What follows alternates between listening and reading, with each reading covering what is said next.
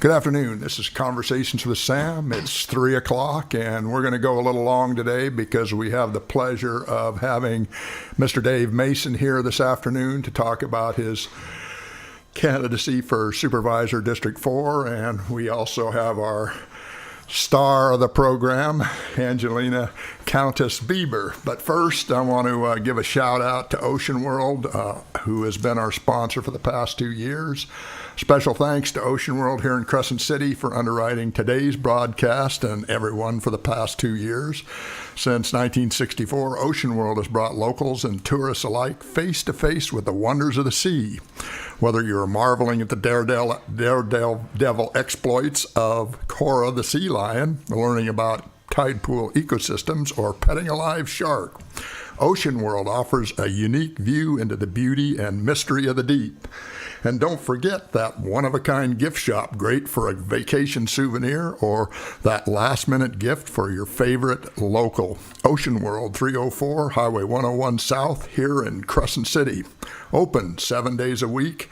Visit them on the web at www.oceanworldonline.com. That's www.oceanworldonline.com.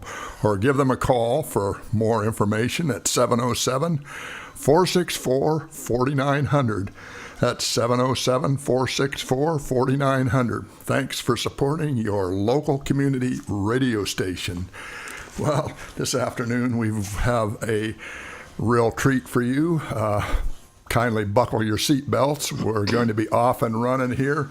We'd like Dave to give us a little heads up as to where he's come from and how he got here, and then we'll move on from there with some questions from Angelina and some vision of Dave for Del Norte County, should he be elected, and we're hoping so, to be the supervisor for Del Norte County for District 4. And I am a proud constituent of his, hopefully. And we'd like to see something beyond the rather stagnant happenings that currently exist on the school board, and perhaps he'll actually vote on most issues rather than pull out the old abstain card. There you go, Dave. Hey, thanks for having me here. It's a pleasure to be here in the radio station. It's my first time in your new place. Looks kind of nice. So, a lot of people know me from my code enforcement activity with the county and whatnot. Did that for 12 years. But prior to coming to Del Norte, I was raised in Southern California, down in Orange County, a sleepy little town called Dana Point, which in 1964 had 1,114 people.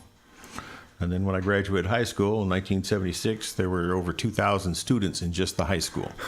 So it had explosive growth. So we started off a little town the size of Smith River and just turned into solid concrete, asphalt, and shopping malls. So I'm familiar with what unplanned explosive growth can do to just a idyllic paradise. So I'm kind of against that. It's at my core. So I worked in Santa Ana, in the big city, for 13 years doing code enforcement there. After working in construction, a bunch of other odd jobs, found my way into the inspection business. And got a lot of experience there dealing with all that kind of stuff. And my wife retired. She had 32 years in with the city. And we said, we got to find some place to retire to, because I don't want to just stay here in all this concrete traffic and smog.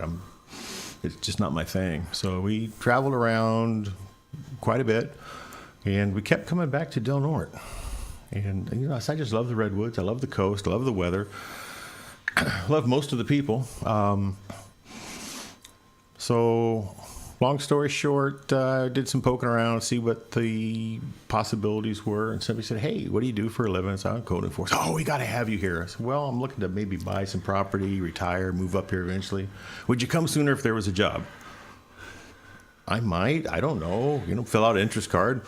Well, I get home, and a couple weeks later, I get a phone call. "Hey, there's an opening at the county." And then I get an email. And then I get a letter. And then I get another phone call. And it's like, well, I guess I should probably apply. So anyways, I applied for the job. And last thing I did before I left was testify in a murder trial. And then caught a plane, popped up here for the interview. So it was kind of a whirlwind experience making the transition. It happened really quick once it started to go. Did you know at the time that you were going to be a one-man show with very little in the way of actual resources to handle a whole county? Well, I knew I was going to be a one-man show. I didn't know that the resources were going to be continuously cut and reduced. That was, if I'd have known that up front, that would have. When did you start? I started 2005. Closer? Yeah. So. 2005. Yeah. So I came up. My last day at work was in December 2004 in Santa Ana, and then I came up New Year's Eve, drove up, towing a trailer, straight to a hotel room, from there to a rental that I'd rented sight unseen from a real estate agent that had been recommended by a friend. And, it's just kind of Bob's your uncle, finds your aunt, boom, bang, day after New Year's, show up for work. And Yeah, that's fast. that was quick. It went quick. And hit the ground running, and it was like they say, it was a target-rich environment. There was just so much easy work to do that hadn't been done, that the triplicates just started printing. They'd never seen code enforcement happen before, and it was constantly in the paper. And they had this thing at CDD where if you're in the paper, or your name is mentioned in the paper, or your children's name is mentioned in the paper, or your next door neighbor's name is, you have to buy donuts, right? So I'm constantly buying in the paper. It's like, right? So I added up. First year, I spent $800 on donuts. I'm like, what? I said, no. So Ernie Perry was the director at the time. He said, okay, you get the executive director's exemption because you're in the news so much. Has to be not just your name, but name and a picture on the front page above the fold, or you don't have to buy the donuts. Well, I kept buying them, but not, as often as I had been. So, After all, Del Norte pays so well when it comes to positions in the county. oh, let's get to that part, because that was the fun part. So they said, well, how can you afford to go from where you're at to here? Because this is like a 50% pay reduction for you. I said, penciled it out. And if I sell the house down there, I'll have enough cash. I can buy a house here, so then I don't have that big house payment, which is, half my paycheck anyway was going to the bank. So at the end of the day, I end up with the same amount of spending cash. When it's all said and done, I have the same amount of money. But the overhead, the donut overhead. The donut overhead, I was like, okay, that's a little stiff. But I will admit, the very first paycheck I got, because it wasn't a full check, it was a half check. The very first check I got, I went in my office, I closed the door, and I cried. I couldn't help it. Tears are streaming down my face. It's like, I can't, this stupid emotional stuff, like, oh, God, what have I done? This is the smallest check I've gotten since I was a teenager. But that's all right. We got over it. I adapted, and then, we got there. So, anyways, I cleaned up a whole bunch of stuff real fast. And I was able to get $500,000 in grant money and went after a spot that Jay Serena had been working on when he was an assistant planner back in the 70s or 80s. I forget now. Exactly 80s, early 80s. He'd been working on it, and it was the Ruth compound, not too far from here.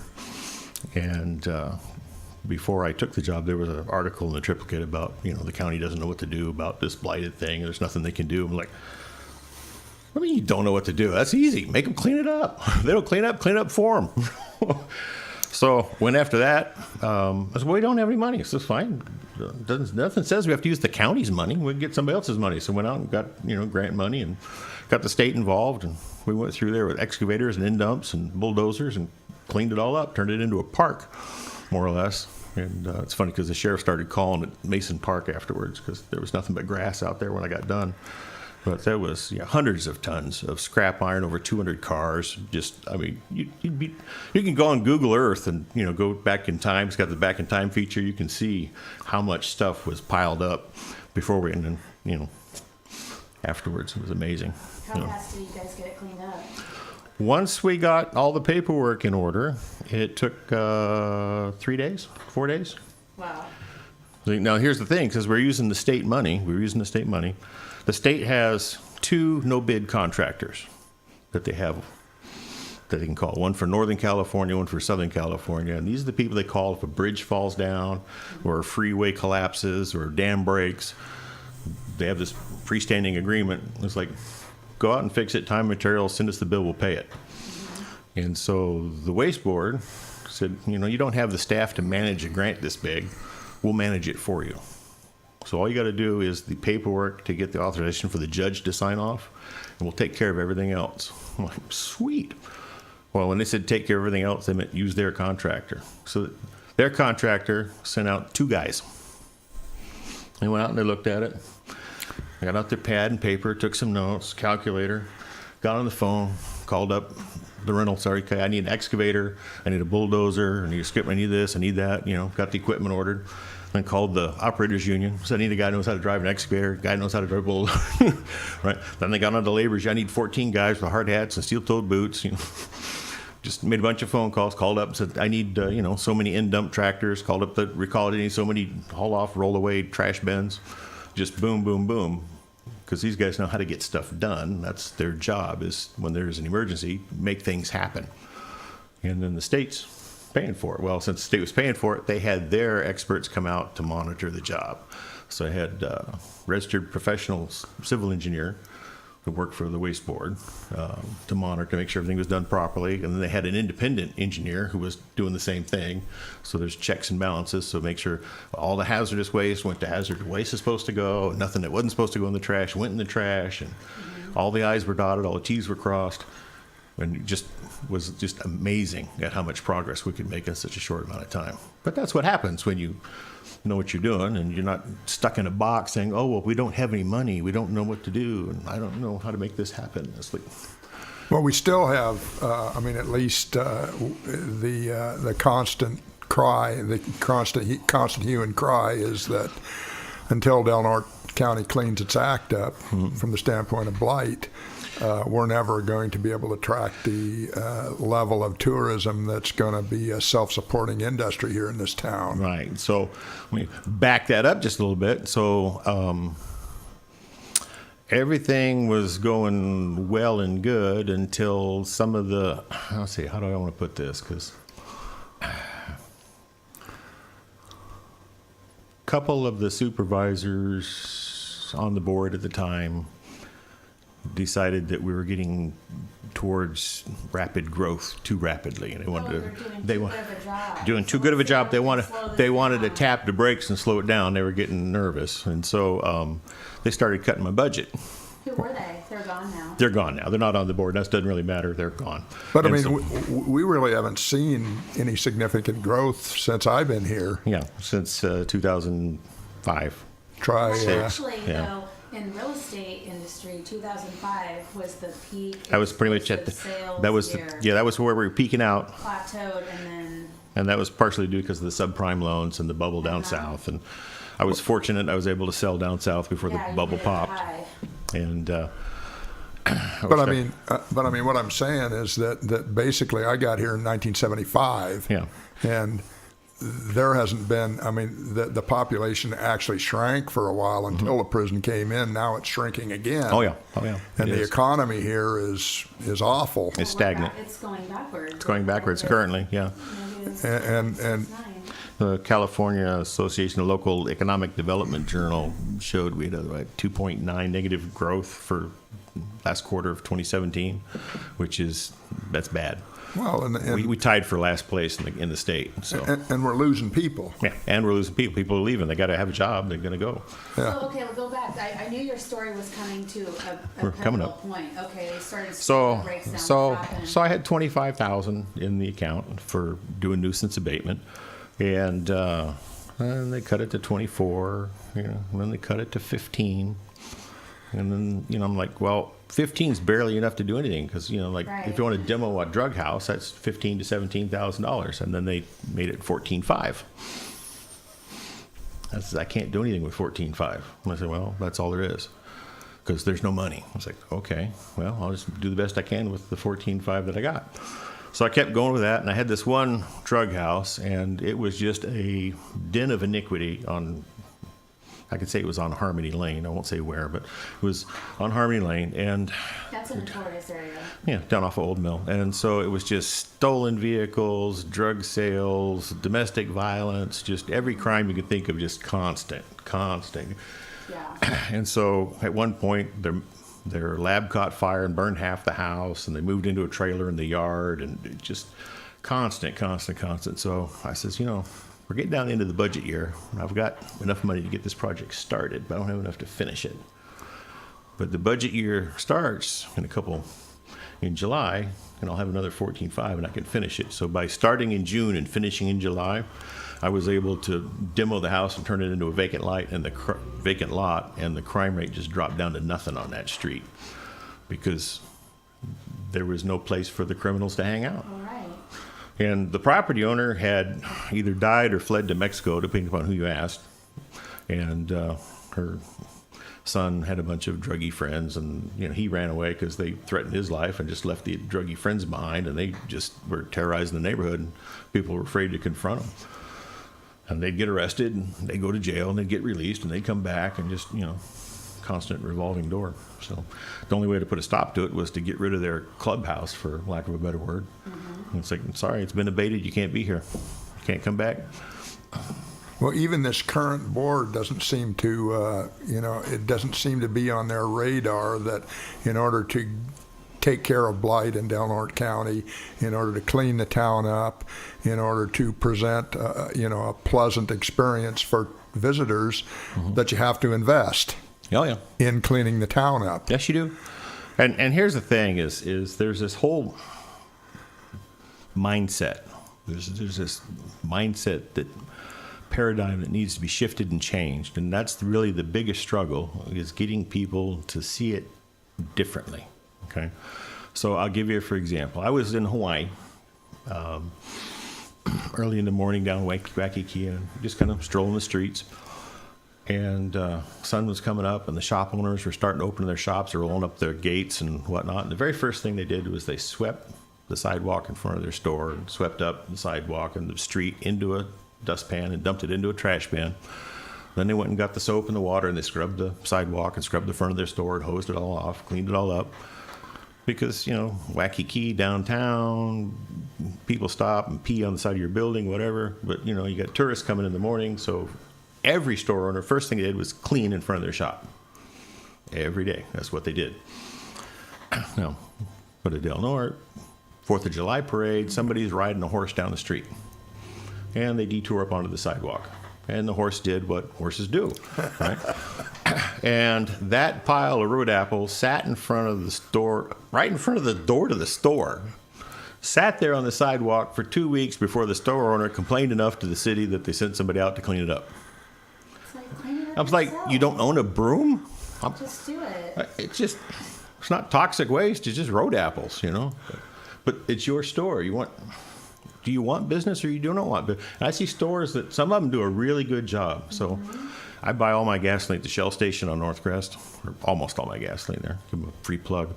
Because when the employees aren't busy, they're out pulling weeds, they're painting the curbs, they're cleaning the outside of the store.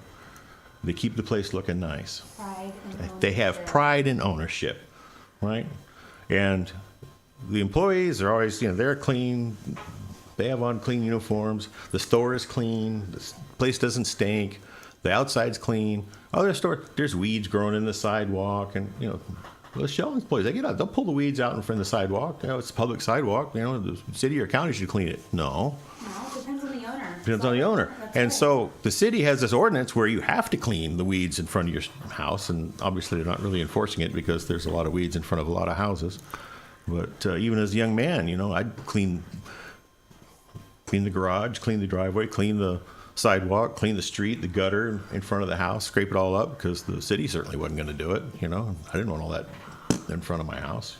So you're going back to code enforcement, are you saying, is there somebody who's doing your job now? Right. And if they, are there codes there, they're just not enforcing it? Or do we need to have more codes of uniformity and cleanliness and just, uniform building standards? Is it there, or is it just being ignored? So yes and no. Let me clarify on that. So we have somebody there now, and there was more work for one person to do when I left, and there's no lack of the amount of work didn't go down. Just had somebody that had had a lot less experience in code enforcement than I did. I trained him before I left. That's Dominic Mello, and he's been doing a real good job. But still, he's just one guy for the county. And the city does their thing. Now, the county doesn't have the same ordinance that the city has. So if you have weeds in front of your house in the county, you have weeds in front of your house in the county, and, you know, maybe if they get tall enough that somebody might do something about it, but there's no real, you have to maintain the lot in front of your house all the way to the edge of the street. We don't have that in the county. I would hope that that wouldn't be necessary. I would hope that if things go the way I'm planning, that people will have enough pride that they'll just do the right thing and take care of it themselves. That's what I'm hoping for. So let me tell you what happened in Santa Ana. I was on the proactive rental enforcement program, and that's where we figured out that the tenants in Santa Ana would not complain. No matter how bad it got, they wouldn't complain. The only time we got complaints was if they were being evicted, or the fire department or the police department went out there, looked at it and said, dang, something's got to be done about this, and then they'd report it. So we said, we got to get out in front of this, because the housing stock is just deteriorating because nobody's keeping an eye on it. So we said, we're going to do this proactive enforcement thing. We're going out and inspect all of the rental housing in Santa Ana, which we did. And we started with the worst neighborhoods and worked our way up. And the funny thing happened. So the rental houses, like in residential single-family home neighborhoods, the rental was always the worst house on the street. Always. Because there's no pride in ownership. They don't own it, they just rent. And the yard was always ick and, you know, just neglected. And so we're going to say, okay, well, Mr. Property Owner, that's nice, but you still got to keep it maintained. This is the ordinance. This is where it says it has to be cleaned and mowed. Well, the tenant's supposed to do that. Well, that's nice. If you don't like the way your tenant's doing the job, get a different tenant, but it's got to be mowed. Or you can mow it. We don't really care who mows it. You can get the mailman to mow it. God bless you, have a nice day, but it's going to be mowed. And so by taking that approach, the property owner said, okay, I'll clean it, I'll do what needs to be done, and they clean it up. Well, now the rental is now the cleanest house on the street. And the owners on either side who've been complaining about the house next door realize, now I'm the worst house on the street. Oh, no. Where's my lawnmower? Where's my broom? We got to, no. Because we're better than that. And let's get this reverse broken window thing. Because once you start fixing up the worst ones, the people that were complaining now are like, well, snap, I got to get busy. And they start cleaning up. And the funny thing is once you get a couple, 3 families doing that, it spreads to the other rentals. And the other owner, and everybody on the street starts cleaning up because you've raised the expectation for the neighborhood. Now, we had to force the first couple to raise the bar. But once the expectation was raised, because there's this whole Me Too thing that goes on with human beings. Yeah. You know, if I have to, they have to. And I'm going to complain. Well, here's a complaint form. I'm going to fill out a complaint form. Then don't fill out the complaint form. But they go over and you got to clean up your mess. They start yelling at their neighbors, and it's like, oh crap, you know. And so it's just phenomenal how this works. And once you get one street cleaned up, it starts spreading by neighborhood, and it snowballs. And we thought it was going to take us 20, 30 years. We did it in 4. We went through there like a dose of salts, and it was just amazing. The crime rate dropped down to hardly anything at all. Gangs moved out because people just wouldn't tolerate it. Right. You know, hey, we just wait, you can't write on that. No, you can go find someplace. No, out. And the property owner's like, wait, if I have to pay to fix this stuff, I'm not keeping people that break stuff out. And so the really, really bad tenants, and they do exist, the really, really bad ones that just tear stuff up because that's just what they do. They had to leave. They had to go. The other ones that were kind of on the cusp said, dang, I need to get my act straightened up. And, you know, the level of expectation came up. Well, once you do that, you're looking for new tenants. People say, you get a higher level, you get a better quality of tenant. You can be more choosy. And it's like, okay, now your repair costs as an owner are going way down because you have better tenants and they're paying their rent on time. Win for you, right? The tenants have nice neighbors on either side of them. Win for them. The neighborhood has less crime, less blight. The city has less stuff to clean up and deal with. It's just win-win-win all the way around. And it's all about raising the level of expectation because people's actions will rise or sink to your level of expectation. It's as simple as that. So that's a key component to my platform is changing this mindset, changing the level of expectation. When I first started in code enforcement here in Del Norte, I was talking to a guy that worked in housing. He's not there anymore, but he told me, he said, well, you know, this is Del Norte. This is not right. This is substandard. Well, but it's Del Norte. It's like a justification for a It's lower like, set of it's standards. like no, It's accepted. the state standard is it has to work, right? It doesn't matter if this is Del Norte, it still has to be fixed. Well, you know, but that we never have done. It's like, oh, God. That's what I was dealing with, because that's the way it had always been done. Yeah. You know, well, that's the way it was when I grew up here, and that's the way Grandpa remembers it, and, you know, it's always been like that, and we've never known anything different. It's like, well, that doesn't make it right. That doesn't make it the best way to do it. So, trying to overcome that concept, you know. Just really quick on the budget. What is the budget for code enforcement right now? Okay, well, for the nuisance abatement, I think it's still at 14.5 for nuisance abatement. And how has your this Mr. Mello is still there right now? Mm-hmm. And what does he say to you as far as how his job is with such a small budget, and of course blight and everything is growing? Well, you know, I think I did a real good job in training him, because he hasn't really asked for much input since I retired, going on 2 years ago. I did talk to him the other day, and he was pretty happy with, we finally got the ability to have a revolving account. Because when I started back in 2005, it was on the books that the board could establish a revolving account, which means if you use the money set aside for abatement and you collect the money back in cost recovery, you can use it again. Otherwise, with the type of budget that the county has, if you don't use it at the end of the year, it disappears. It goes away and comes back at the same level. So if you have money left over in June, in July you have 14.5. Just hold that thought there. I'd like to ask a question. I'm going to go to a station break, and then when we come back, you can respond. Okay. How is doing a good job with respect to code enforcement, nuisance abatement, cleaning up properties going to affect, say, things like homelessness? It's about 27 minutes past the hour of 3.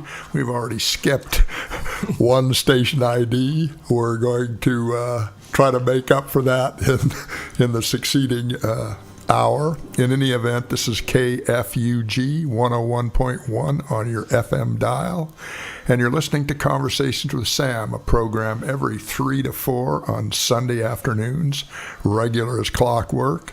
Today we have Dave Mason and Angelina Countess Bieber here as guests in the studio, talking about Dave's campaign for District 4 supervisor. And Dave is going to come back and talk to us about the relationship between homelessness and cleaning up our town. Go ahead, Dave, you're on. Okay, so homelessness. Homelessness and homeless. That sounds like it's just one problem, but it's not. You really have to break it down into its components parts, okay? So you have at any given time of all of your homeless people, roughly 20% to 40%, and that just kind of fluctuates, are temporary homeless, which means they got booted out of their house, or they got evicted, or their wife ran off, or they lost their job, or something happened and suddenly they're homeless. But by definition, they're temporary. They're going to get another job. They're going to find another house. And whether they do it through getting county assistance or the help of friends or family or whatever, they're going to transition out of homelessness and go back in having shelter and a home and a life. So going to scrape that off the top. Just set that aside, because that problem needs to be supported, but doesn't need to be fixed, right? So there's an ongoing solution for that. There's programs in place for that. For 20 to 40% of the population. And that fluctuates, right? Yeah. So then you have the chronic homeless, okay? And so chronic homeless, we can split into two categories. Is chronic homeless, those that are from here and those that are just passing through. So the ones that are from here, those are the ones who were born here, raised here, have family here, been here longer than a year, whatever, they became homeless here. Somehow, in some way, the community failed them. Either CPS didn't take them away from their parents soon enough, or they didn't get proper education, or some way, somehow, they were failed, and they became homeless. So that makes it our problem to fix, that small group. Now, the people that are in transit that want to be homeless, they're just hitchhiking through town, the trimmigrants, whatever, it's like, they just need to keep moving because, you came from, where'd you come from and where are you going and why are you here? Right. Why is that my problem to fix your problem? No, we can't feed everybody from Oregon and California that wants to come and be in Del Norte. That's just not really realistic or feasible. Move it along. Yeah, so just move it along. You need some temporary assistance to help you move along, great, whatever. But you're not part of the chronic problem because you're always going to have people hitchhiking up and down the highway, moving along. What you don't want to do is enable and assist and facilitate them staying here if they're in transit. Okay. Right? Gotcha. Right? Especially in the homeless state. Now, if they want to stay here and get a job and come out of that, that's a different story. But that hobo lifestyle, for lack of a better word, where they just want to stand on the street corner and beg for money and not do anything else. We don't need everybody that wants to do that coming here. So that narrows it down even further. So now you have this core group. They're from here. They belong here. They're part of our community.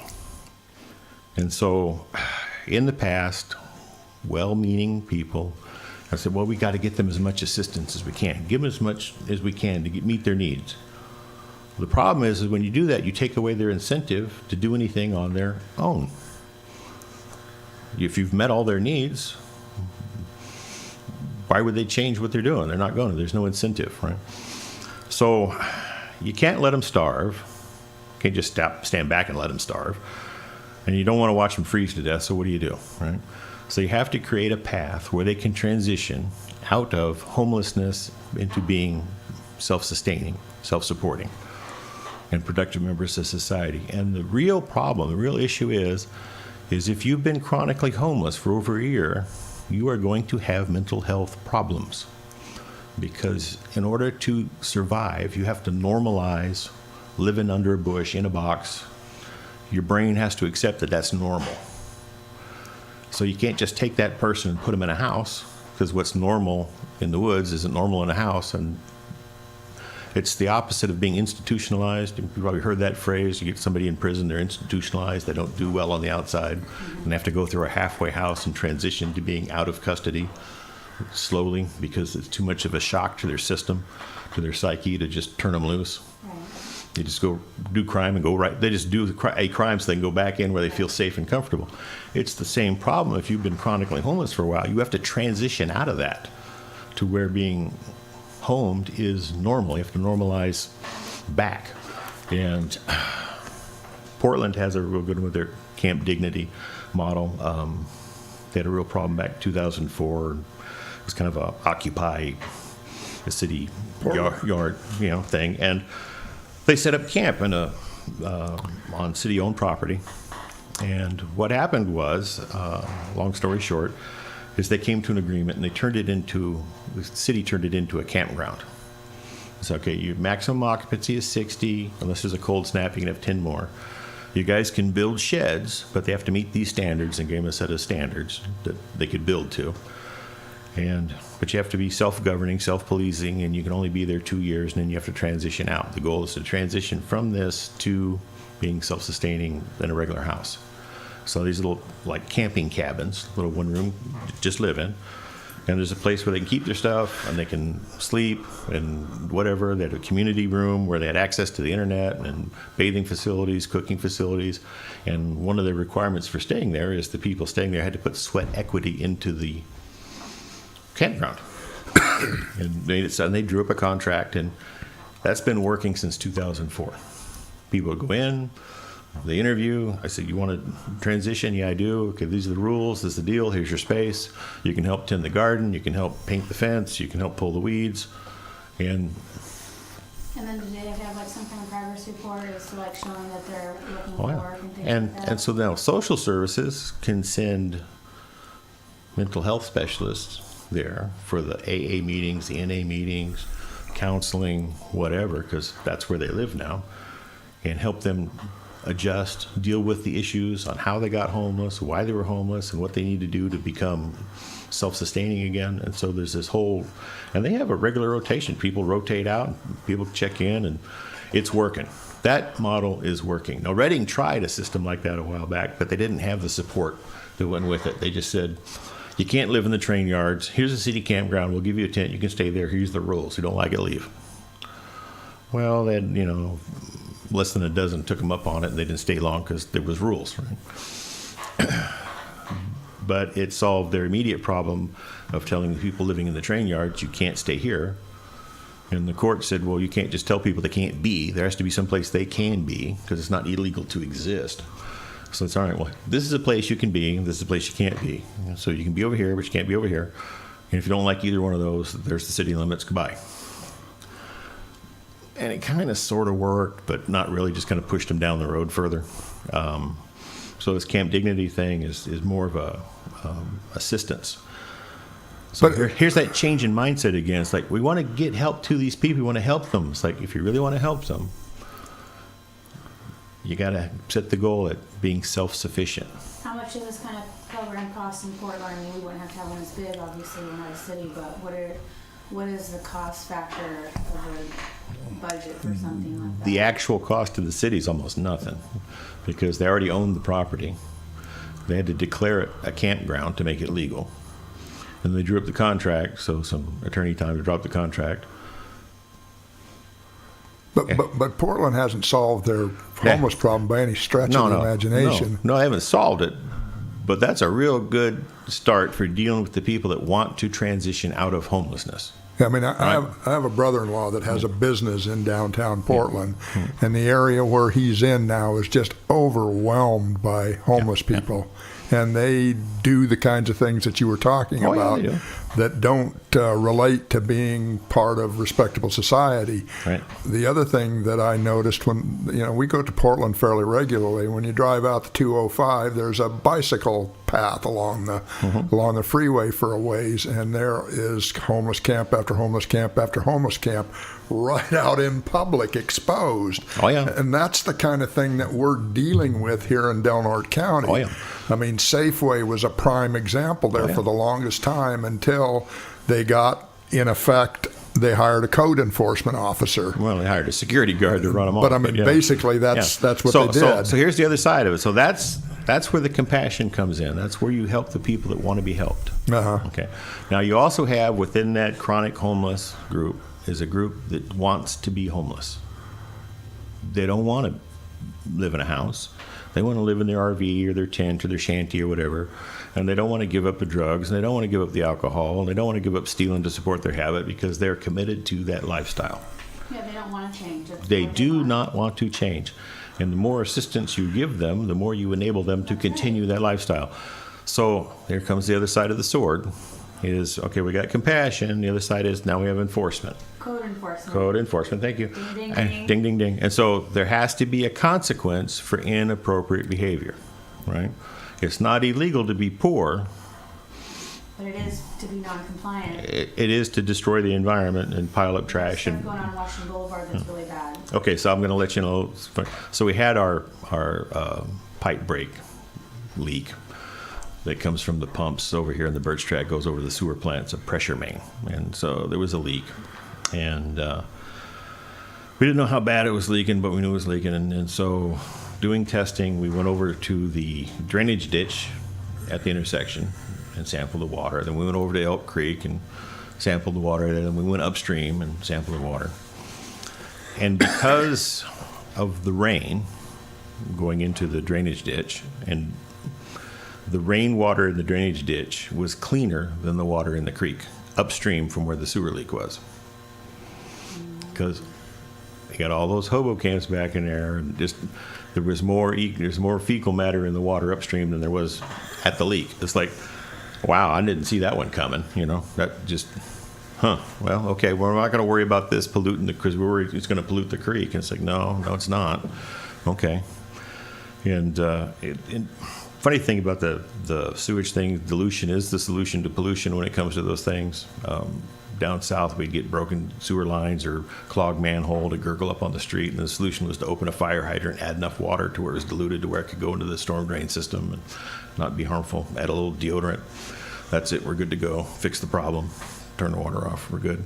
Which is a fairly economical way to handle the Yeah, situation. and when dealing with small amounts like that, Yeah. that works. Right. You can add enough water to dilute it to the point where it's not really a problem, and just move on with life and fix the problem and deal with it, so you don't have a puddle of sewage, with floaters in it. So, so that was naturally happening with the rainwater here with the broken pipe. It didn't take them that long to fix it. Had to turn the pump off and dig it up and tunnel under, put a new pipe, and got fixed pretty quick.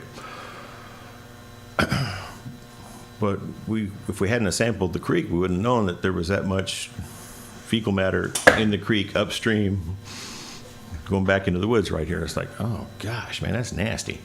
So, yeah, it does endanger the environment. It does have a nasty environmental impact to be camping and not having any kind of facility. Just everything goes into the creek because it does.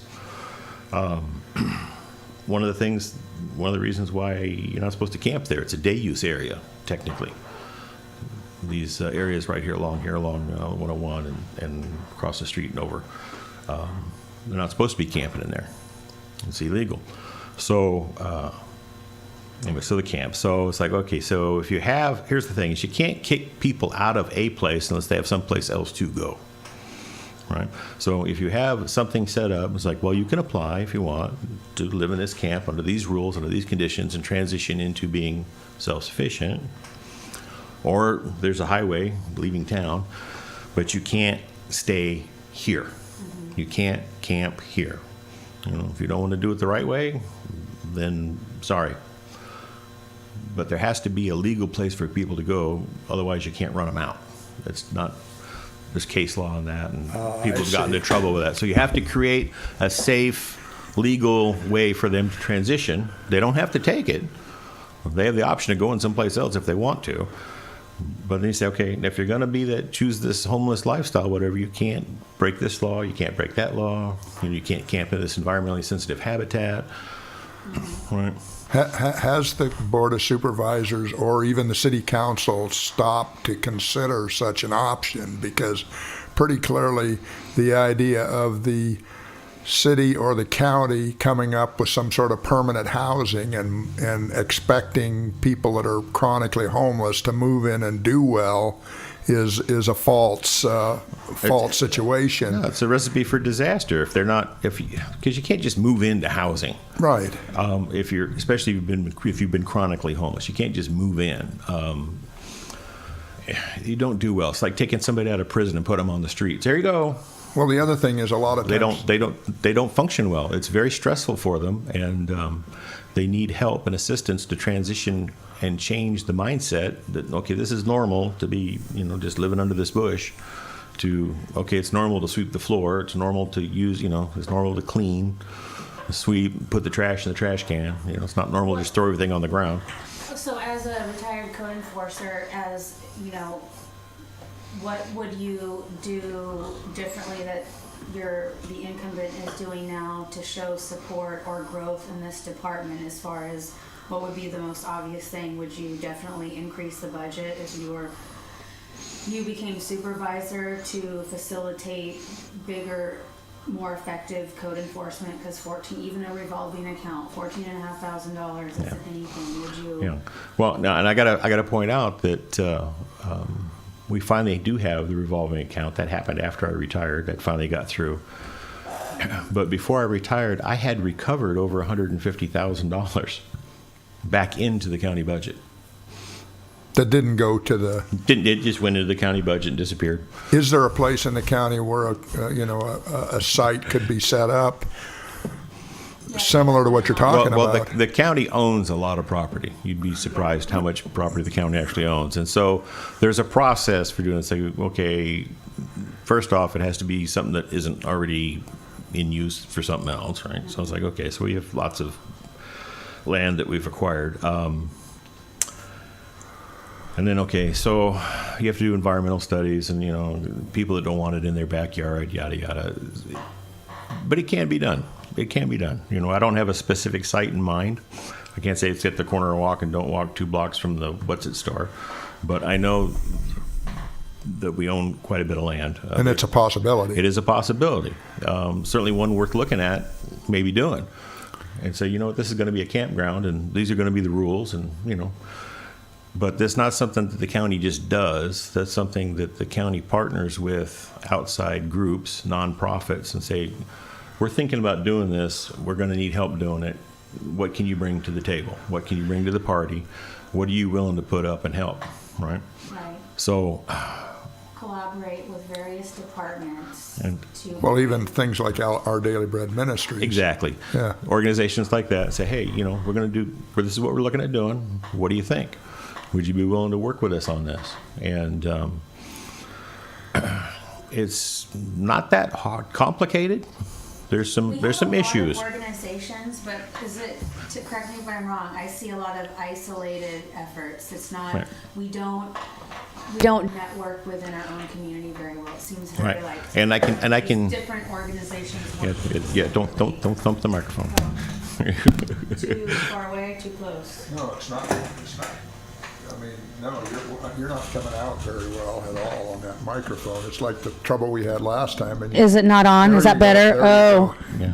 Yeah, you have to speak directly into Right the microphone. into the microphone. Yeah, not at the microphone, but into the microphone. Okay. Just don't So- breathe into the microphone because that's scary. In any event, we're going to do another station break. This is KFUG, KFUG 101.1 on your FM dial. We're closing in on the 4 o'clock hour. I'm hoping we can move from code enforcement, from blight, to maybe a couple of other topics that Dave is interested in sticking his oar in the water and perhaps stirring it up a little bit. Can you take that? Oh yeah, you betcha. So I think we've talked enough about the blight and the homeless thing. So the other part of it is the crime. And a lot of the crime is from people that are living in homes. Let's, make that clear. And the problem is petty crime.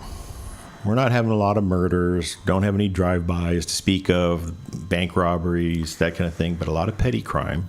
And the reason we have a lot of petty crime is because there's no deterrent. You get arrested, you go to jail, you get on probation, you get arrested, you go to jail, they kick you loose, you go on probation, you get arrested. It's like you're out in an hour. You get closer to you're picked up downtown, they take you to jail, they turn you loose, you're closer to your house, they give you a ride home essentially, and and you're going to have more probation. And your file gets thicker and thicker and thicker, and there's no reason to change your ways. There's no incentive to do something different. And a lot of that has to do with what the state did, changing the rules and taking prisoners out of state prison and putting them in the county jails and making felonies misdemeanors, and yeah. which is a big tangled mess. But still, with the petty crimes, there has to be a deterrent. And so one of the things I'm looking at real close is a work alternative program. We used to have one. Yes. There's some problems that we need to overcome because with case law and whatnot, if a person is forced to do labor, technically they're in custody, even though at the end of the day they go home. So you have to have an officer present. Well, you can't take an officer off the street, so that doesn't mean there aren't ways to do it. So there are ways to do it, but it does take a little bit of work and collaborating with the sheriff and probation department, which are separate agencies. But there is a way to get it done. Is this like work furlough? Is that what you're talking about? Is it the It's same? very similar? very much like that. It's like, okay, you did X. The penalty for X is so much. Therefore, you owe so many hours to the community, and you can spend those hours pulling weeds or picking up trash or whatever.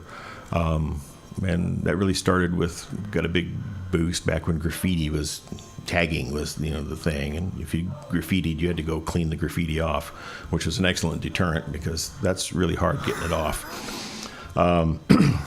So, and it works. It really is a deterrent. Now, deterrents aren't 100% effective, but there is some effectiveness there, so that does reduce some. It will help to have a deterrent. So people that are think, well, I could just yada yada because there's no, what are they going to do? Take my photograph and my fingerprints and kick me loose? It's like, oh, I'm going to have to go out there and pick up that trash. Snap, I won't do that. Hesitate on it. So there's got to be a deterrent of some kind, right? So I'm looking at real hard at that. One of the other things, let's look at the time. How much time we got left? Are we going to do another hour? We got Did another hour. We got Oh, an hour. we got another 3 to hour? 5. 3 to 5. Oh, 3 to 5 goodness. today. I got to squeeze all this in 10 minutes and we're never going to make it. No, we're good to go. Oh, good. We got another hour to go. Great. Starting to panic there. So, well, hang on. Kick the microphone. So, anyways. So, reducing the crime, that has to be addressed. And so, one of the things that we really, really need is a comprehensive crime prevention program countywide. But that's going to take collaboration with the city and the county and the state and national parks to come together and say, this is going to be how we're going to do the crime prevention, the things that can be done, should be done, right? So one of the things that's very, very effective is the neighborhood watch system. That helps. But it isn't really being pushed because the sheriff doesn't have the resources to push it. If people want it, they give it to them. When I was in Santa Ana, the whole city was divvied up into neighborhoods. Had a map. And wherever you were in the city, you were part of a neighborhood, right? And it's a little bit harder with Del Norte because it's so big, but it's not impossible because we don't have, square blocks. We've got lots of rural space. But what we do have is schools. And no matter where you live in Del Norte County, you're in the district of a school, of an elementary school. If you live in this neighborhood, you go to Pine Grove. You live in that neighborhood, you go to Joe Hamilton. So there's already a map drawn up with boundaries. And oddly enough, a place where people could meet because school auditorium, right? Not that hard to use a school auditorium for a meeting. Can be done, right? And so takes a little extra staff work, not a lot of extra staff work, but a little extra staff work to get it set up to where you have neighborhood associations. Like congratulations, you're the Pine Grove Association because your kids go to Pine Grove School. So everybody within the boundaries of that school, you're part of that association, and then you have an association meeting. People can go and have a cup of coffee and a donut and talk and complain. But what you also have is you have somebody from the county or city, depending on where it is, at that meeting to answer questions, hand out flyers, get information concerns, and bring it back. So like a liaison. Mm-hmm. They're not required to fix any problems or make any promises. But it's like, hey, what do I do about X? And it's like, well, I neighbor's got a dog that doesn't have a license, blah, blah. Okay, this is the number this is who you call to complain. This is how you fill out. This how you let them know the dog's running loose. That's the agency that deals with it. Hey, we got this fire hydrant that leaks and drips and blah, blah, blah, and it makes a problem, makes a mess. This is the agency that handles that. Or if the person lays off and doesn't know, I'll find out who deals with that, and I'll come back next month and let you know. It's really like the idea is going back to unifying the communities again. There's a big issue right now, and through this campaign, you've seen it. You're hearing it, seeing it, reading it between papers and social media and what's going on. There is a complete disconnect to the greater population in subsectors or subcategories and sub-neighborhoods and communities in this county that have completely there's complete cutoff between local officials and what the people need and want. There's a complete disconnect. Oh yeah, absolutely no communication, and this is a great idea to bring the people to the political circle and the political circle to the people. And the thing is, when you have meetings like this, usually you get 25, 30 people that care. Around that. Sometimes a little more, sometimes a little less. But the beauty of it is, if people aren't showing up at those meetings, it's because you've solved their problems. People show up when they have problems. They don't show up to celebrate no problems. So if they show up, there's problems. And so if you've got people that aren't coming to the meetings, that's a real good indicator you're doing a good job, because there's been progress and people aren't coming to complain. Yeah. So it's a little nerve-wracking at first to have this angry mob. Oh, we're upset because, this sign's the wrong color, that sidewalk's too short, or whatever their issue is. And then you deal with it as best you can. So, okay, this is what it's going to take. What is the issue? Who's responsible for dealing with it? Let's work in Santa Ana. We had this sheet that we handed out and had a list of agencies and what they did. And on the other side was problems and then what agency handled it. So you could look it up either way. What does the dog pound do? And then hit a list, and it's like flip it over and problems, dogs at large, and who's responsible? Oh, animal control. There you go. So nice handout. Well, okay, how about this? It's a great. So here's the thing. It's like you go onto the county website now. You try and find somebody's phone number or email address. Oh, you have to dive in and explore to find anything. And it's like, okay, you get the main line, and then you call that one, and then some of them, I'm not going to mention any names. Some of them it goes straight to recording, and it's like, leave a message, and we'll get back to you maybe. It's like, oh, I know there's people down there. I can go down there and I can see them, but you're having all the phone calls go straight to the recording. What? Yeah, they're right? just not. And then other agencies are real good about it. They have receptionists that there's always somebody there to answer the phone that can direct your call, whatever.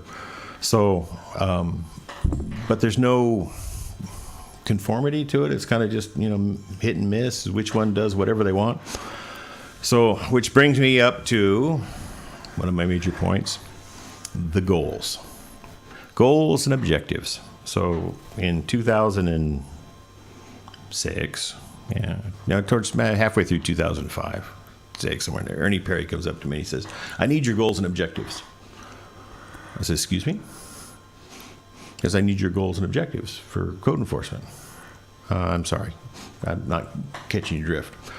Because I need a list of what you've done for the last year and what you plan to do for the next year. What are your goals and objectives and how you're going to get there and what's it going to look like?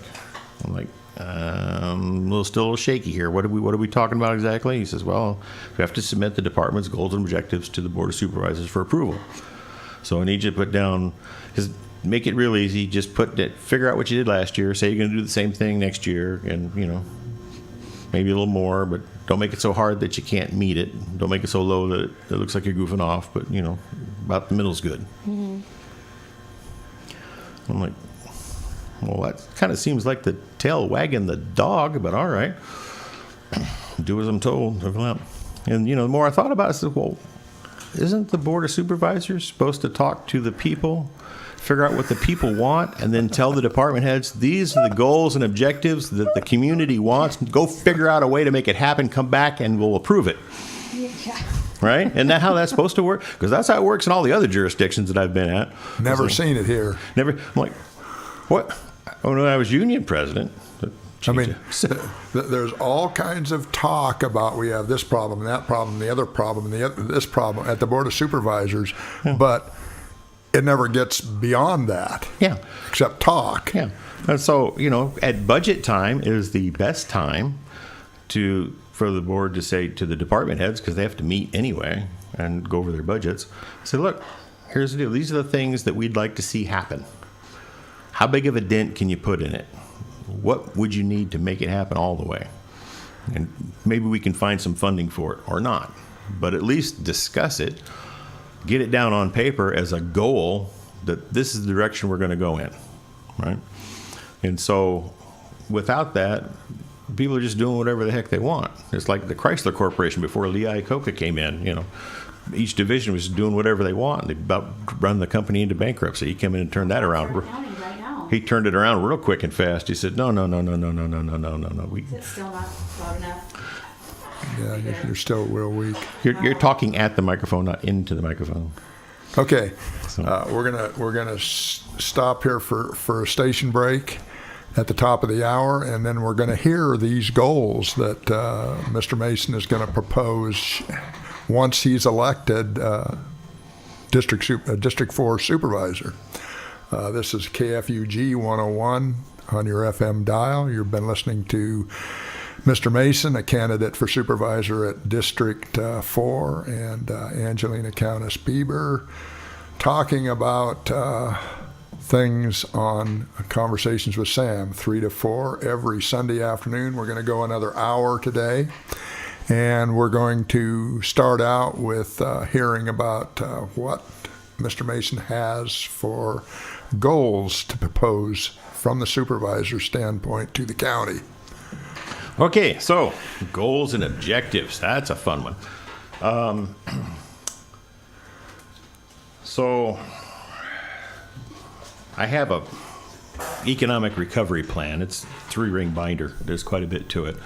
I published the key highlights in the triplicate on a Thursday, full-page ad. You might have seen it. Right. Most of the goals and objectives were towards the end of that article. But essentially, there's key elements that need to be addressed.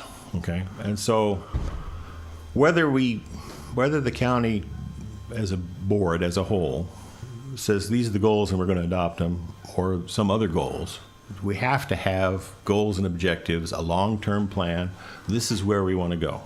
So the closest we got to that is we have at the bottom of every staff report going before the board, there's a list of goals and objectives. You mark, this meets this goal, it meets that goal, whatever. Helps the children, helps the schools, helps the environment, does one of the above. Works in that general direction. Well, that's nice, but that's not a specific goal. That's kind of a direction. We want to head in the direction of doing things that are good for the children. Well, yeah, right? That's kind of a no-brainer. We want to do things that are improve the economy. Yeah, that's kind of a vague thing, right? So actual goals are like, okay, specifically, we want to lengthen and strengthen the runway at the airport to accommodate slightly larger aircraft. And I'm not talking 747s or, jumbo cargo planes, but mid-sized cargo and maybe even mid-sized passenger planes, so that we could go a little bit further than Oakland without changing planes. Do you see Oakland as a problem for the growth out at the airport? I see Oakland as an opportunity. And the reason Oakland is an opportunity, because if you've ever been to Oakland and driven through Oakland, around Oakland, the traffic there is impossible. And there's lots of small businesses in Oakland that have to get stuff to the airport, and it takes forever for their truck to get to the airport. And if it doesn't get there in time, they don't have overnight delivery. Well, from Crescent City to the airport, it's 5 minutes during rush hour. It's a short trip. So the things that are wrong with Oakland are a good reason not to go to Texas. It's a good reason to go to Del Norte, set up shop, because we got plenty of industrial space on Elk Valley Road.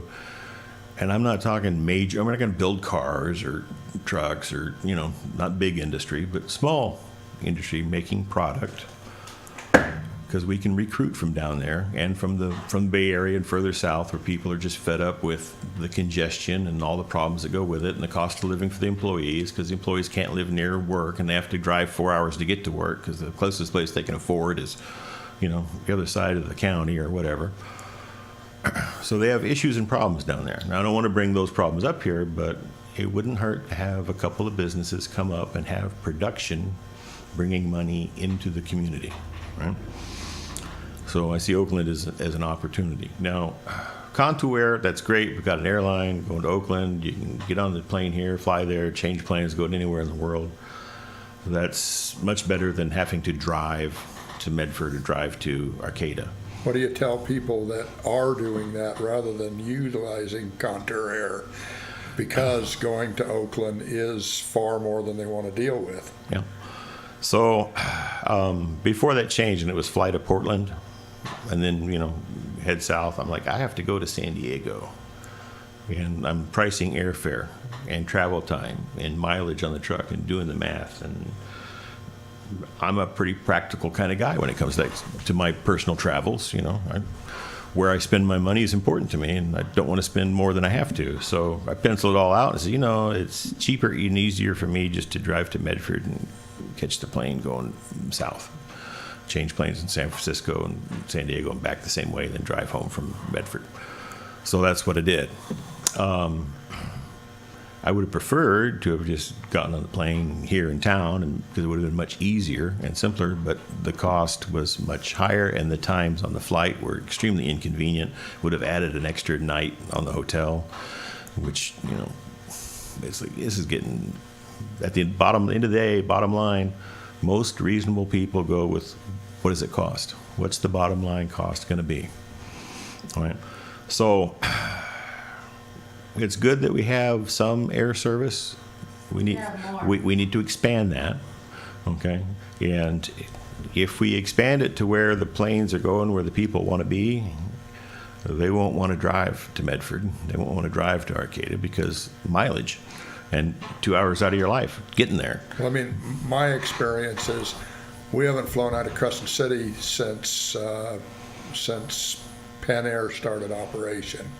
We previous to that, my wife and I flew out of Crescent City, several times a year.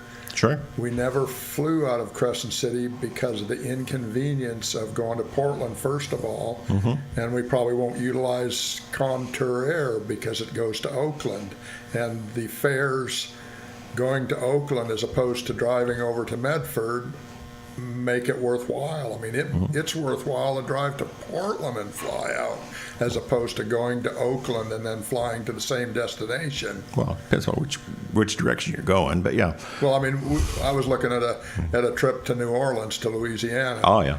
And there was $400 difference between flying out of Portland and flying out of here, going through Oakland to plus there's the Portland flight was a nonstop. The Oakland flight, you fly to Oakland, you have to go collect your luggage, you have to go out of security, you have to check into your ongoing flight, you have to go back through security after you've checked your luggage in, and then if anything can go wrong with a flight, it's at an intermediate destination. Oh yeah. And that's what Oakland Oh yeah. represents. Well, as the experienced traveler knows, there's two kinds of luggage: carry on and lost. Well, a lot of times our trips are I mean, we've typically go for 3 or 4 weeks, so you don't get by with a carry-on. Yeah, no, you don't. You go over to the mailroom and send it UPS and have it waiting for you when you get there. I just So, have a quick question because you're talking about goals, and do I sound better now? Yeah. yes. Okay. The people, because your ideas are good. I see how you're bringing, the people in. You seem like you would be able to bring people in, rally them in, and include, because we don't see that. It is us and them type thing. People want to know what the people in your district are saying to you. What is the biggest thing that they're yearning for, that they're not happy with the incumbent that's had 12 years to get it together? What is the message you're getting from your district? Okay, well, I don't want to throw shade on the incumbent. Let's just talk about moving forward. So if we could just How do they want to move forward? well, How does- let's just say, starting from where we're at, if we're going to go forward, what are we going to do this different? I mean, the ideas that you suggested for Oakland are great. I mean, Yeah. that seems like a very workable sort of solution. That's part of the economic recovery plan. What we've got to do is, I mean, I think they just had an economic report come out here. $26 million out of the harbor. Yet we're going to pass, we're talking about putting a bed tax on tourists. The harbor's not going to spend that bed tax on improving the harbor for tourism. They're going to pay down a debt that they have through their poor management. Yeah. Our tourist industry, on the other hand, brings in 5 times that amount of money. Yeah, it does. And it would seem to me that the money that you get for an increased bed tax would be better spent there than right now in the harbor, where the state is making a commercial fishing industry here a viable, a financial nightmare. The seasons are shorter or non-existent. The harbor's made the moorage of boats in the harbor more expensive. Yep.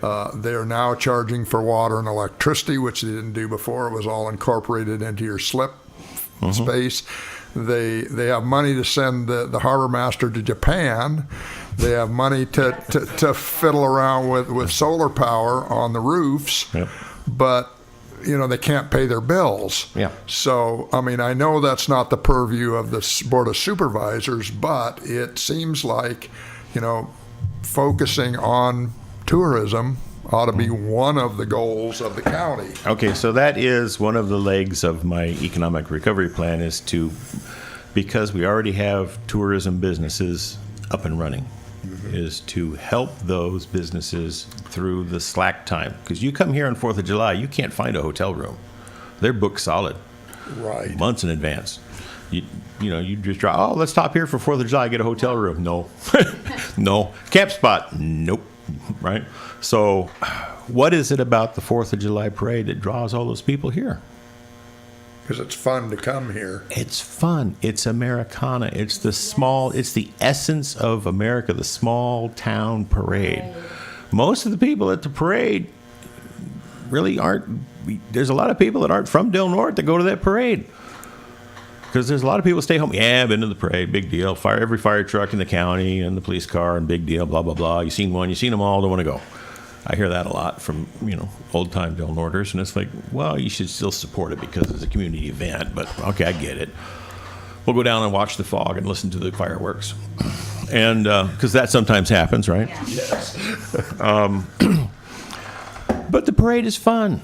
It's a load of fun, and people come from all over to participate in that parade, to sit and watch it go by and wave at the fire trucks and, pick up candy, and it's just a fun time. That's just one event. Right. Can we Right. keep that level of So- stimulation going? So what else is Del Norte famous for? Well, let's see. We used to have a timber industry, and they have these things called lumberjack competitions. And they don't use live trees in the competitions. They use logs and stands. And, how fast can you chop it down? How fast can you saw it up? How fast can you climb to the top and back down again? There's no reason why we couldn't have a lumberjack festival, right? Which would draw people. I don't know if you remember the jet ski. I call it a debacle because that's what it turned into. Yes. With the jet ski controversy. Yes. I was like, how hard would it be to say, we're going to issue a use permit for a jet ski competition from this date to that date, and during these dates, no swimming is allowed in this area where the jet skis are. Surfing. Right. Surfing contest. Right? Or surfing contest or whatever, right? Whatever the contest is, whether it's jet skis or surfing or anything else, right? Say, here's a special permit from this date to that date. This event is happening in this location. And because you remember the thing, oh, well, you can't drive a boat close to a swimmer. And so the jet skis would be out there running around, and people would swim out to the jet skis to make them leave. And it's like, really? Yeah. And so they were prepared to have a big contest because we have the perfect spot for it. Mm-hmm. Hard to find the perfect spot to do jet skiing. We happen to have one. And, it's not going to be a every weekend thing. It's a once-a-year competition, right? You can deal with that. Oh, boo-hoo, it's loud and noisy. Well, take that day to go up into the woods and get away from the noise and go look at the birds. What do you think of boat Right. passes? Right? Right? We used to have jet boat races, remember? Yeah. Lily Festival? Mm-hmm, sure. So there's no reason why we can't do that. But it takes a board willing to say, hey, you know what? You guys are going to have to share the beach. Now, we also have a venue sitting out there along 101 that gets used, intensively 4.5 days a year. Mm-hmm. They've already got a bite out of the local sales tax, and they've got buildings that can handle events all year round. Yes, they do. And yet it's the most underutilized bunch of buildings in the county. And some of them are desperately in need of a remodel. Well, and okay, most of them are desperately in need of a remodel. If the fairgrounds were to generate some actual income by having different events, could that maintenance occur? Well, they have the money to do the maintenance now. If they spend the money on the maintenance, they won't have the money to keep the thing open. But if they spend the money on the maintenance and have the events, they'll have enough income to keep the thing open. It's breaking that mentality again. Oh, we have to save this money because we need it to pay for stuff in the future. Well, if you spend it a little bit, not all, you don't have to go crazy, spend a little bit, clean the place up a little bit, promote it a little bit more, have more events where there's more people coming from out of the area, bringing money with them, and then they have to stay in hotels and campgrounds, and then they have to buy food, right? So they're bringing in Income. bringing money into the community. I say, oh, well, we need another box store. Box store's nice, but, there's half a dozen jobs, and most of that money's going out of the community back to the home corporation, right? So Right. box store is nice. Okay, it's nice to be able to go down there and buy what you need when you want it. Okay, I get that. But it's not bringing money into the community. It's taking money out. And so we need to focus on things that bring money in, okay? What would start South Beach, they never have done it, and a lot of people have yearned for it and complain about it, is permanent bathrooms and even permanent concession stands where people can still go. You cannot go to the bathroom anywhere on South Beach. Have you noticed on South Beach that there's an old restaurant that's boarded up and for sale? Yes. It'd be nice if they could use that, or... Wouldn't it be nice if maybe we could get some grant money and turn that into a facility? Absolutely. Wouldn't that be nice? Yes. I mean, seriously, wouldn't it be nice to have maybe some paved parking, perhaps? Right, paved Would- bathrooms. Wouldn't that be nice? So Services. that's one of the long-term things. Let's put that on. That we want to do this, and That's infrastructure and code enforcement, because where are people gonna go in South Beach to the bathroom? exactly in the water, where Yeah. the fish go, Bushes. or in the bushes. Those that don't like the water go in the bushes. Those are your two options: bushes or water. Goals. You know, We're still on goals. Goals. So improving the economy, reducing the crime, cleaning up the blight. So then other goals, education. So the Board of Supervisors doesn't have that much control over education, but they do have influence on education, right? So there's a big difference between control and influence. The Board of Supervisors doesn't have any control over inside the city limits, but they do have influence with the city council, right? So it's all about building partnerships and saying, look, we want to share a goal. We think this would be a good thing to do. Let's talk about setting a goal, a common goal for the community. Let's stop divvying it up city, county, school, whatever, park. Let's talk community. Let's talk what's good for Del Norte, the community. Can we set some goals? Can we agree on a goal that this would be a good thing to have? That more tourism business throughout the year would be a good thing. Can we agree on that? If we can agree on that, can we make that a goal and work towards that? And then support each other in it rather than fighting. So it's like, oh, everybody, there's only so many slices to the pie. Well, let's get more pies. Right? Right. Why fight over the same pie? Obvious solution. Can we get some more pie? Can we get more pies to divvy up, and then we don't have to fight over who gets the biggest slice? Let's just get another pie. So it's breaking that. Oh, there's not enough. And I talked about this at one of the forums, that money is not the problem. Money is never the problem. Oh, we don't have enough money. We can't. Yes, we do. Okay, so if you took every nickel and dime in Del Norte County and you put it in this room, it wouldn't fit. Seriously. There's a lot of money in Del Norte already. We just don't realize it because they're not seeing it. But it's here. And there's money outside the community that can come in. It exists, right? So money isn't the problem. There's always enough money. So you have to focus on, well, what's our goal and what's in the way? So it's like John Kennedy said one time, he said, we're going to go to the moon. We're going to do it. And people say, oh, well, we don't know how to go to the moon. I said, that's all right. I want to talk to the people that say we don't know how because we don't have X, right? Well, we can't go. We don't have a rocket big enough. Thank you very much. Now we know what we need. We need a bigger rocket. Get somebody on it, right? Well, we can't because we don't have, a spacesuit that works. Great. Now we know what we don't have. We know what we need. Get a spacesuit that works, make it. And so that's how you take that negativity and you turn around and say, okay, if that's what the problem is, let's discuss the problem. Oh, we don't have enough money. I don't want to hear we don't have enough money. I want to hear, what would you do with the money if you had it? Right? What would you have to spend it on to make this happen if you had the money? Because that's where your issue is. Right? Oh, well, we don't have enough staff to monitor yada, yada. Okay. So the people, like the work program, right? Going back to that. We don't have enough staff to monitor the work program. Okay. Does it have to be a deputy? Could it just be a peace officer? Could it be a retired peace officer? Could it be a reserve? Could it be a volunteer reserve?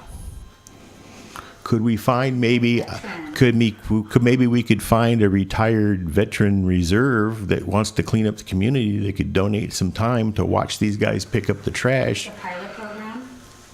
Hello, right? So it's like, maybe we could find somebody who could donate some time to that, right? Well, you know, the guy doesn't know yada yada what needs to be done. So if we had like a county employee that knew what needed to be done, and you teamed him up with a volunteer who was qualified to monitor the work, put the two of them together out with a work crew, you could get a lot of work done for cheap. And there'd be a deterrent to breaking the law, because you're going to be out there wearing the vest and the hard hat on the side of the road, picking up trash or pulling weeds, whatever. And it's like, break the law, do the time. Don't do the crime if you can't do the time, right? And that how it used to was? Used to be. Used to be, right? We need to go back to that, because if there's no deterrent, then there's no reduction in crime, because there's no reason to stop, right? So there's things that we can do. So goals, right? So we're focusing on goals. So education, go back to that. Our high school is unfairly rated low in the state. So if you graduate from Del Norte High School and you want to go to a college, you don't have as much of a chance as somebody coming from a quote-unquote better school, because they rank the schools, right? So the Board of Supervisors has to work with the school board in going against the state to get them to change the way that's rated. That's a thing that needs to be fixed at the state level, right? And at the county level. That's a joint effort thing. The other thing is alternatives to college, because not everybody is suited to college. Some people are really good with their hands, not so much with the books. So trade schools. Now, when I was in high school, I did very poorly in high school because I was highly motivated to not do school. Various reasons. So I took ROP classes to get enough credits to graduate, right? We have an ROP program here, but it is underfunded and underused and under-advertised. A lot of people don't even know that it exists. So there's 58 counties. There's 74 ROP programs, because the larger counties have multiple programs for North County, South County, right? Orange County's got 3 because they have so many people, but they're the same size geographically as Del Norte. We have one, and like the difference in the website, it'd take you forever to find the RP website for Del Norte. I know I looked. It took a while to find it. I did find it, and most of the stuff was out of date, so it was less than helpful. Other counties, you know, you can go in, you can look through the catalog of classes, what's available, what the requirements are, how you can sign up, who can sign up, where to go, all that stuff. Makes it real easy, facilitates it. Here it's like, yeah, call somebody and hopefully they'll call you back, and maybe the program might still exist and maybe it won't, you know, kind of thing. It's just sad.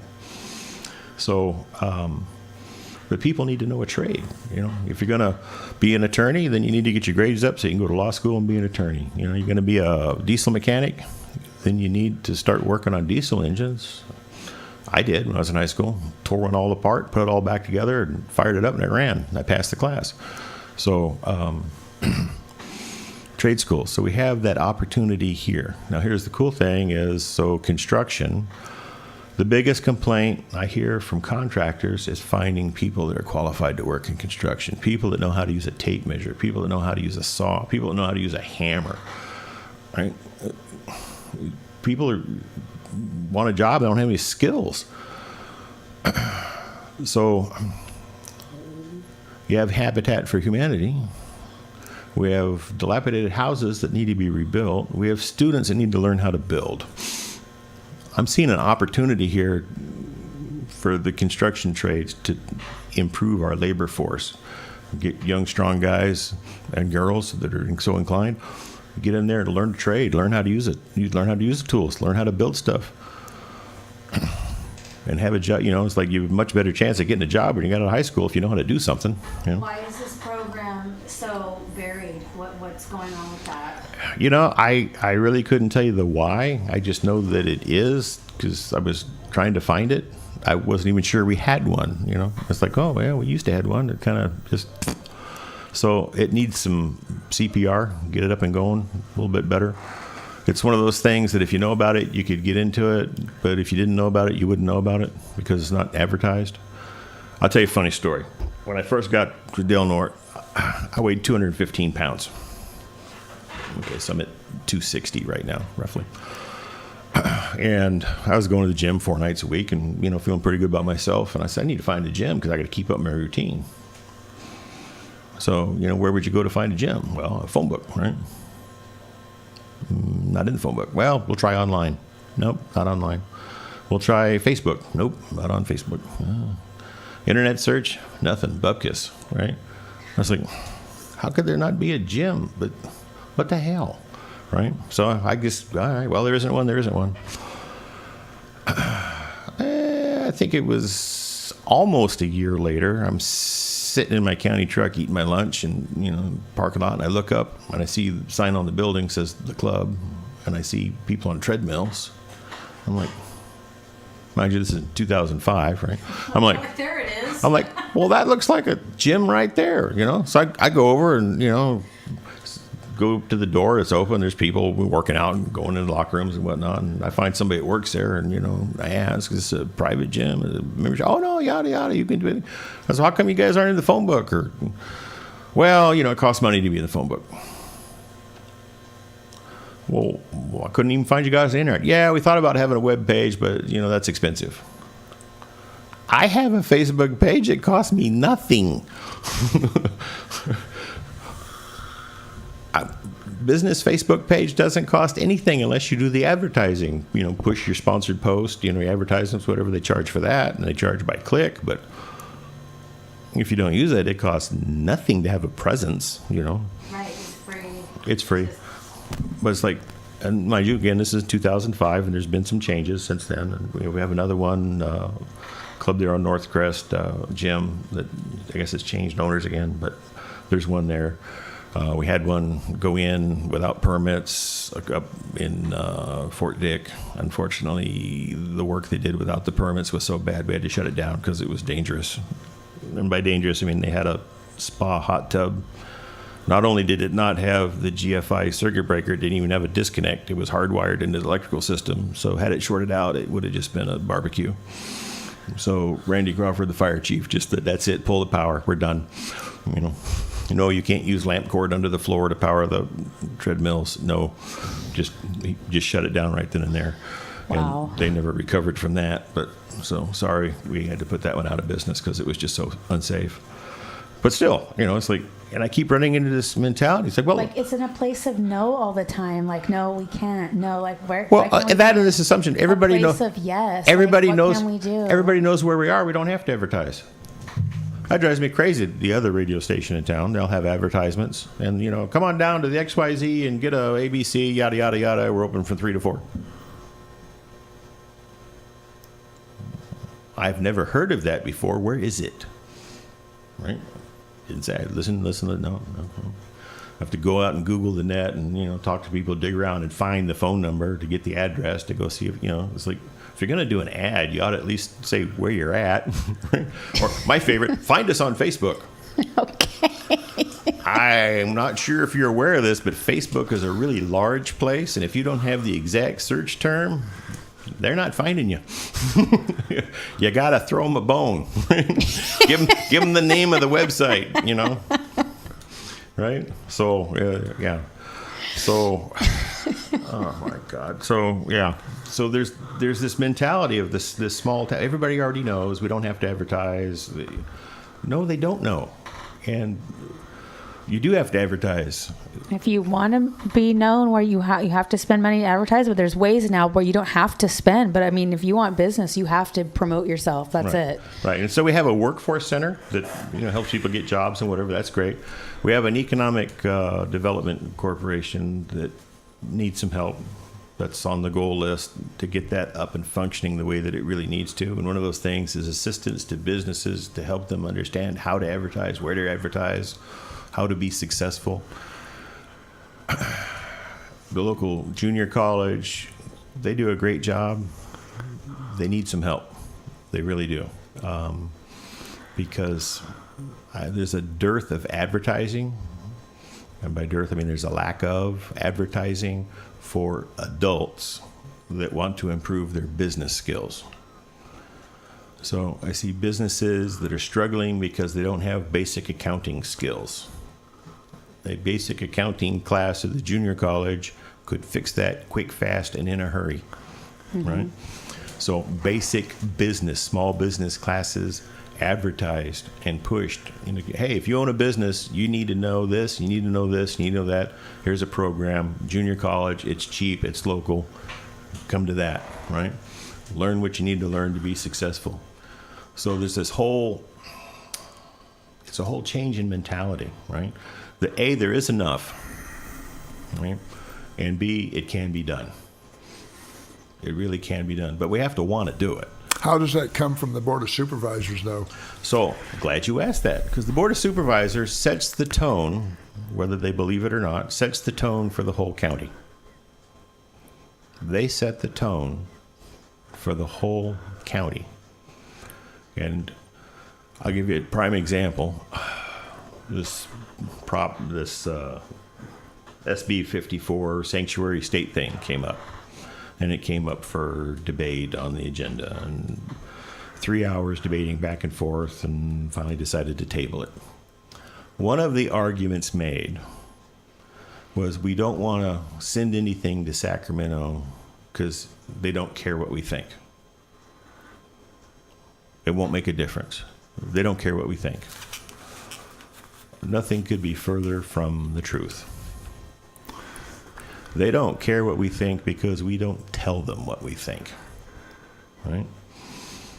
You get a reputation as being one of those walkover, flyover counties that never says nothing, never does nothing, and it's like... Doesn't stand up for anything. Right? It's the old bully in the schoolyard, take your lunch money, you ain't going to say nothing, I don't have to be nice to you. But what we're being told, though, is that there are all of these connections that the current Board of Supervisors has made over the years, and we're supposed to expect to be believing that somehow all of those connections do get us a voice in Sacramento, and we are being heard by, I mean, you hear it in the triplicate time after time after time about how our current board goes to all of these functions in Sacramento and the rural counties and CSAC and all of these organizations, and they've made all of these useful connections. And as far as I can tell, all those useful connections, all of that time and service, all that's done is create opportunities for corruption. I mean, well, that's the downside. That is the downside. I mean, that's pretty consistently what's happened in this county. So let me shed some light on that. There's two reasons why people go to those functions. And there's only two. One is they want to go there and get some work done. And the other is they want to go there for the party. And work can't stop soon enough so they can go get their drunk on or go to the wine and cheese or go rub elbows, picture taken with the governor, or whatever it is that they're doing at the function.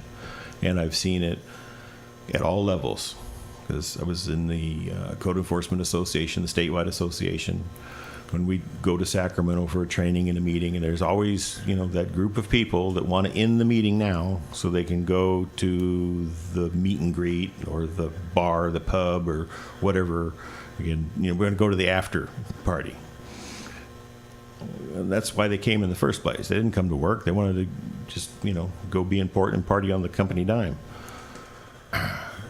And I've seen it happen at the city level, the county level. You see it happen at the state level. You see it, Congress does it all the time. They're notorious for it, going on a junket. Now we're going to go on a fact-finding tour to, Hawaii and it's like Japan or wherever, right? It's like, if you're going there for a specific purpose to do a specific thing, that's great. Especially if that's going to be some benefit to the community that you or group that you represent, and you're coming back with something. But if you're just going there for the sushi and the sake and get your picture took, do that on your vacation time. Don't do that on the company time. And speaking as just a voter, the people in this community are fully aware of that. Oh, yeah. And they're sick of it. We might have been born at night, but not last night. And we're not, we're So we're let me fully give you, aware let, of that. Let me give you a It's number 2. It's the party. Okay. Let me give you a for example, from my own experience. Back when Pete Wilson was governor, you guys remember Pete Wilson? That was a while ago. Yeah. Okay, he wanted to use the money in PERS to balance the state budget. He wanted to raid the PERS fund to pay his budget that was gone over. So I went with a group of people. I went as a member of the Republican caucus of SEIU 347, and we went to. All we got from the city was time off. So all we need is time off. We're going to go to Sacramento. We're going to lobby against this because this is just stupid what they're doing. And so a couple hundred of us went up to Sacramento, went into the halls there in Sacramento. And my Democrat friends went to go talk to Democrats. And I was with the group that went to go talk to Republicans. We got there, and guys from the union here to talk. He's like, yeah, whatever. I want to talk. Republican didn't want to talk to the union until he found out we're from the Republican caucus of SEIU. He didn't even know there was such a thing. And then we sat down and we talked heart to heart and eye to eye and explained to him, look, we've already cut off all the fat. We've already cut off most of the meat, and we're getting down to the bone. And if we cut any further, you start reading into the PERS counts, we're going to lose people and services. And your constituents aren't going to have services because there won't be anybody to do them. The only reason people are sticking in there, taking these furlough days and cuts in pay and whatnot, is because of the end game is the retirement. That's the only reason why they're putting up with this kind of abuse. And you start going after that, they're going to bail. You're going to lose all your employees, and there won't be anybody to do any of the work. And your constituents are not going to be happy. You got to get off of this and find some other way to fix the problem. And so I'm sitting down talking to the assemblyman. We're going back and forth, talking about that kind of stuff. And, at the end of the day, we got done talking, talked to a couple other people. We got back on the bus and we came home. There was no after party. It was the bus ride from hell. And I'd rather not do that again because it was a very long bus ride. But it was necessary and it worked. How much of a problem is the state with respect to what we're trying to do here in Del Norte County? Oh, the state. Okay, so thing you have to remember about the feds and the state, the county, the city, homeowners association, your PTA group, your coffee clutch, it's the same. Same types of personalities, same level of intelligence, the same, people are the same. Just as you go up the chain, the decimal point keeps moving further and further over, and you get bigger and bigger numbers in the budget. The problem with the state is they're ignoring the areas outside their jurisdiction. They're going to, well, the areas with the most population have the biggest voice. And they start getting into this one-size-fits-all mentality because they don't get out much. Even the staff that works in Sacramento doesn't get out much. The trick is explaining to them why their solution that works in the urban area doesn't work in the rural area. Right? And that's been done successfully in the recent past. When the drought was going on and they were cutting water everywhere, and the state wanted the water meters read twice a week or some ridiculous thing like that so they could monitor the water usage everywhere. It's like, we're getting 10 feet of rain a year. We're getting the water out of the river. There's no shortage. We don't need to do that. We really don't need to do that. We don't have the staff to do that. The community service district said the same thing. It's like, this is unnecessary and an imposition. You're using a statewide thing to fix a problem that's down there where you are, not up here. So they got a group together, went down and lobbied, went down and talked to them, got them straightened out and said, look, your solution is going to cause more problems, going to fix on the other end of the state because one size doesn't fit all. One size fits none. Really does. You're kind of a big guy like me. You ever find a one size fits all that fits you? I haven't yet. Never happened. One size doesn't fit all. It never has. It never will. So basically you're saying we're going to have to spend a lot of time going back and forth down to the state. Well, here's the beauty of it is once you make that connection, once you have that person, you have that relationship going, there's a thing called a telephone. Yeah. And Skype. And Skype. Go-to meeting. Email. Twitter, Facebook, FaceTime. There's a multitude of ways to talk to people without going there. The downside is if you do that, then there's no party afterwards. So darn, no party. You can't say this without throwing shade. The incumbents think they have the connections. They've already got that, but it's not reflecting here in this community. Look at what's going on here. Here's the test for that. So you got connections. What did you get from them? What did you give them, and what did you get back? Nothing. Well, what's your greatest accomplishment? And, what did he say? I haven't accomplished anything because I'm part of the team and blah, blah, blah. And you can't take credit for what the team did. And it's like, really? There's got to be some project that was your project that you got the team interested in that they went out and did, and you're proud of it. Okay, so I can think of one the incumbent did, Pacific Shores. And he's been proud of that because, team, blah, blah, blah, yada, yada. Okay. Sam's like, I'm not buying that. I'm not buying that. Okay, so I can tell you that when I was working in code enforcement and the subject of Pacific Shores came up, Ernie Perry told me, stay away from Pacific Shores. Don't go out there. Because when you have a big bag of dog dirt and you hit it with a hammer, it doesn't stay in the bag. It goes everywhere. I'm like, okay. So it says, don't go out there unless you have to. Just leave that alone. Focus in town where we really need to focus. I'm like, okay. So I was told to stay away from Pacific Shores. And later that was reinforced. It's the Coastal Commission's problem. They created the problem. They can deal with the problem. It's their problem. Don't waste time, money, or effort out there. Oh, okay. Duly noted, So the only times I really went out to Pacific Shores if I got a complaint from a member of the board about a specific problem in a specific location. So there was abandoned trailers and whatnot that Martha wasn't happy about. And she said, hey, you got to go out there and do something with it. So it's okay. Went out there and used most of my budget to clean up the mess, but I got it cleaned up, quick, fast, and in a hurry. Didn't take long. Wasn't hard. Just the process is there. It just takes money to haul it off and dispose of it. So, anyways. So, yeah, if you have a connection, what did you get from it? What did you do with it? Well, I mean, who did you talk to and what did they do? I'm in District 4. Right. And, I've been waiting 12 years for my current supervisor to have some sort of a notable accomplishment. For him to step forward and be on the front page of the newspaper talking about doing something out at Pacific Shores is probably the biggest joke in the county at this point, because when it comes to blight, he's been missing in action for his entire 12 years. Yep. It's not even laughable. I mean, Pacific Shores had potential. There was talks of it getting developed, windmills, you name it, say sustainability project, something, and I don't know if it's barricaded. I'm glad you used the S word because that was next to my sustainability. Topic. Sustainability. This whole town could be. Okay, so sustainability. Sustainability means just what you can sustain where you're at. Remember we talked about we don't want to have that explosive growth that Southern California had and just destroy the small town atmosphere that we all love.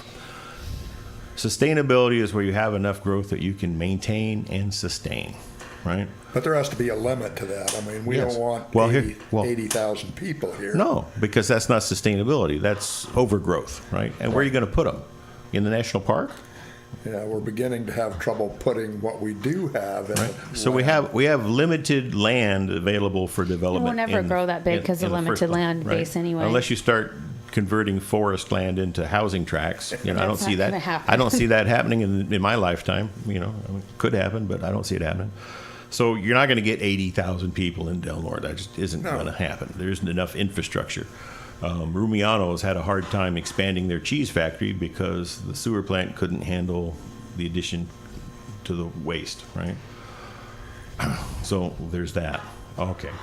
One of the reasons we lost crab processing is the sewer plant in the harbor, because they used to have to pre-treat the waste from the crab processing, the fish processing, before it went to the treatment plant. Had to pre-treat it so they didn't overload the city sewer plant. Well, that facility rotted away to nothing and didn't get replaced.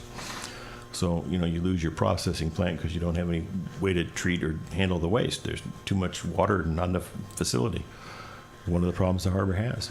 So, sustainability means, okay, we got a goal, modest growth, just enough to keep things going, to pay for what we need. We don't want to start mowing down trees again and building housing tracts and turning forest into concrete. That's not the goal. The goal is to sustain the way of life so that everybody has what they need. And right now, we don't have to worry about that because we're going the other way. Yeah, we are going the other way, and it's like people are running away from it. It's like, oh, yeah, I got to go. I got to go find a job. There's nothing here. I got to leave. And is California part of the problem? Is it local? California is part of the problem, and California is part of the solution, depending upon how you're going to approach it and what you do about it. So the problem is not everybody can live in California. Well, not everybody can. More and more people don't want to live in California. And, trying to bring more people into California is that's kind of counterproductive because it's getting tight, right? We're running out of room. The alternative is to do the New York thing and build up, right?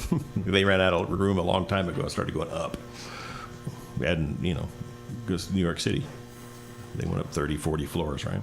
So in earthquake country, that's not really a great idea. It's hard to build things that tall that will stand up to earthquakes. So, yeah, we're running out of room in California. So not everybody can live in California. Not everybody can live in Del Norte. And thank God not everybody wants to. Although if they knew how wonderful it was, they might. But still, sustainability. So we have to have sufficient growth that we can sustain the environment, sustain the community, sustain the lifestyle. Because without some positive growth, and you want right around 2.5% growth is sustainable. You get below that, and it's not really sustainable. You go into the negative, and you have no future. You're just on your way to becoming auric. But if you get over 3, then that's really, your growth starts to outpace your infrastructure, and then you start having problems on the other end. Too much growth, too fast. Well, we have issues with infrastructure without any growth, with negative growth. So let's bring that back to infrastructure. So here's a unique and marvelous concept that a lot of people just kind of miss. Things have a lifespan, right? Right. Okay. So a light bulb will only last so long and then it'll burn out. Right? A road will last so long and then it'll wear out. A culvert pipe will last so long and then it'll wear out. Infrastructure, pipes, wires, all that stuff will last so long and it'll wear out. Now here's the beauty of it is they have an expected lifespan. So when you put it in, you pretty much know how long it's going to last and when it's going to need to be replaced. So if you plan long term, have a goal, you can work into your goals. Okay, we know that these streets and this area is going to have to be repiped 10 years, 20 years from now.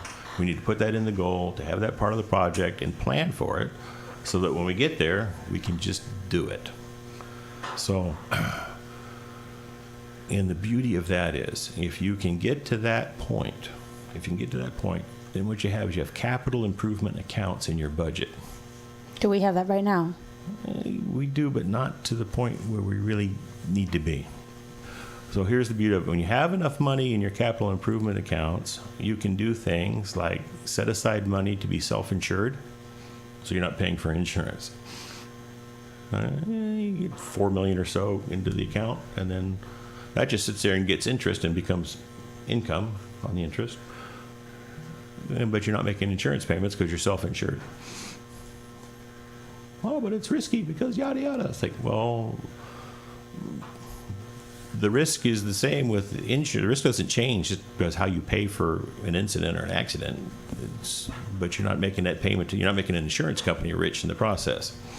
So there's ways to do that. So when you have these, what if there's an emergency or you're a thing? You can borrow money from the capital improvement account to cover the emergency and then put that money back. And then all you're doing is postponing that capital improvement on the infrastructure. We're going to widen the street or put in curb, sidewalk, and gutter, whatever it is we're going to do. and say, when we get to this point, we'll have enough money, we'll get it done. Oh, well, there was a tsunami, an earthquake, a fire, a flood, a terrible tornado. We need to borrow the money to fix whatever. All right, well, we'll borrow the money out of the account, fix whatever, but then we'll put the money back, and when it gets up to where it needs to be, then we can widen the street, do whatever.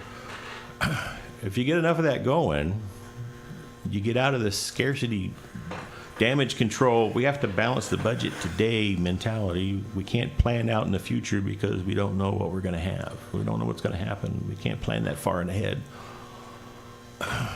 Well, it doesn't cost anything to have a goal. See, this is going to be our goal. This is our stated goal, right? And you make it available to everybody. Financial planning based on long-term goals, and that's not happening. Yeah. Your idea, were you leaning toward reaching, I thought I read something on your position paper about underground power lines. Right. So that's a long-term goal. And part of that's just saying, all future lines will be underground. Yeah, we need to work towards that. We're just going to put all new, because eventually those wires wear out. And when they're replaced, they have to go underground. Now, Santa Ana started about the same time Del Norte did back in 1850 when the California became a state. Back in there, 1860, I guess it was for Del Norte. And so they had a lot of old infrastructure.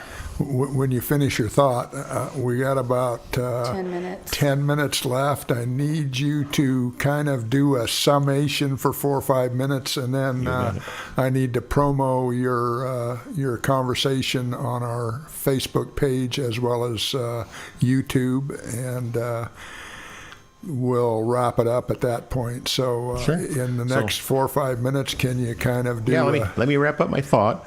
So what they did is said, okay, all new electric panels must have a stub out for underground service.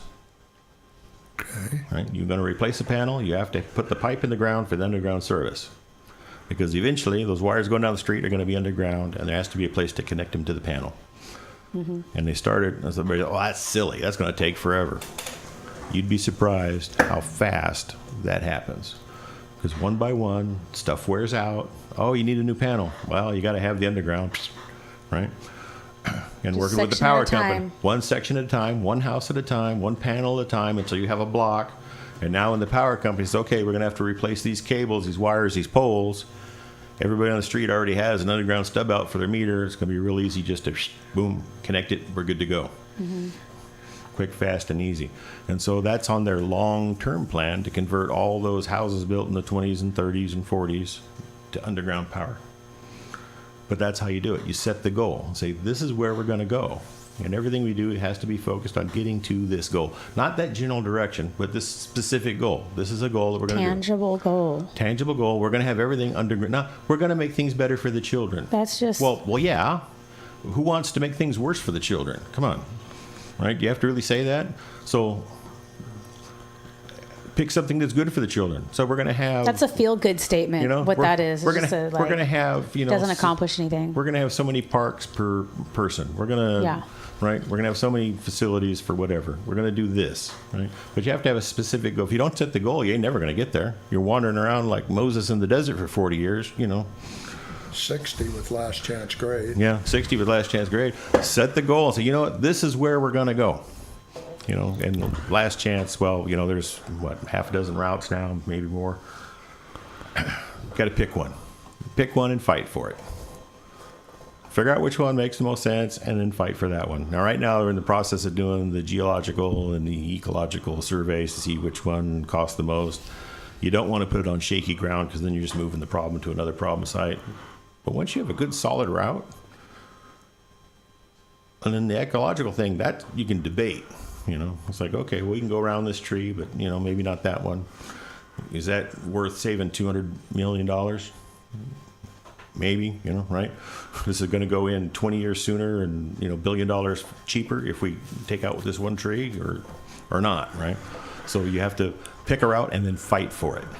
Okay, well, we're going to study it to death, and then hopefully someday my grandchildren will see it finished, because maybe my great-grandchildren, I don't know. So in summation, goals and objectives, long-term goals and objectives, mid-range goals and objectives, measurable goals and objectives, tangible goals and objectives, coming from the people to the board, to the department heads, and then let the subject matter experts figure out how to get there. That's it in a nutshell. Because to be on the board, you don't have to know everything about everything.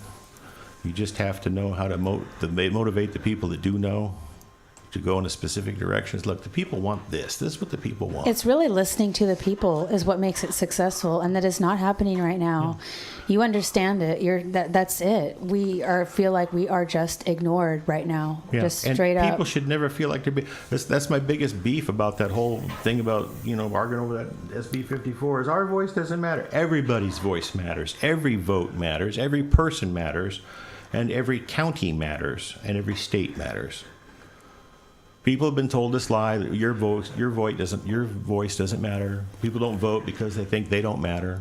Everybody matters. We all matter equally. We all have the same vote. Whether you're a millionaire or you live in a box behind the Safeway, your vote has the same weight and the same power at the ballot box. That is the mindset of our democracy and how our country was founded. But we have had a lot of leadership that has not had that mindset, and it seems to me that it's coming back. It's coming back because the people want it back. People are tired. Because they're tired of being ignored. Tired of being ignored by the good old boys making backroom deals, and not talking about what it was they did. Well, it'd be good for you. Don't mind the details. Yeah, well, in 2016, we had a change at the Board of Supervisors. Mm-hmm. With, I believe, 2 new people. Things have not changed significantly since that time. Now we're coming to another election where 2 other incumbents, one long-term incumbent is up for re-election, and one who hasn't been on the board all that long but hasn't really accomplished much and really has been found to be lacking in ability to actually run a functional meeting as the chairman of the board. With that being said, is there enough of that spirit that occurred in 2016 to make the changes necessary in 2018? That becomes the question. Are people tired enough of the lack of progress at the Board of Supervisors? Are they going to, go to the polls on June 5th and reflect that? So, with that being said, we wish you all the luck in the world. We hope that there's a change made in District 4 at the Board of Supervisors level.